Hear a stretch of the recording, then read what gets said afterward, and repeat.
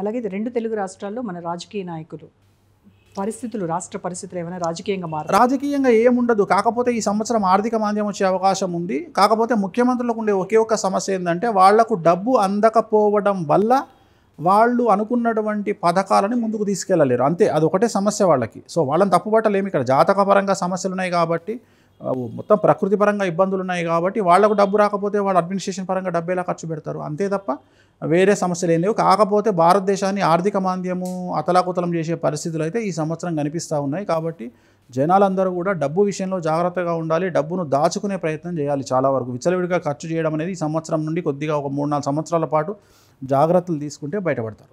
Okay. అలాగే ఈ విశ్వావసనామ సంవత్సరంలో రైతులకు ఎలా ఉండబోతోంది? ఈ దేశంలో పంటలు ఎలా ఉంటాయి? చాలా బాగుంటుంది. రైతులకు చాలా అనుకూలంగా ఉంటుంది. సో 2 పంటలు కూడా బాగుంటాయి. కాకపోతే ఈ సంవత్సరం నగరాల్లో వర్షం ఎక్కువగా పడే అవకాశం ఉంది. నగరాల్లో వర్షపాతం ఎక్కువగా ఉంటుంది. సో పంట పొలాల్లో తక్కువగా ఉంటుంది. అయినప్పటికీ కూడా రైతులకు పంటలు ఎక్కువగానే వస్తాయి. కానీ ఎరుపు రంగు పంటలు చాలా ఎక్కువగా వస్తాయి. ఉదాహరణ బంతి, మిర్చి, టమాటా.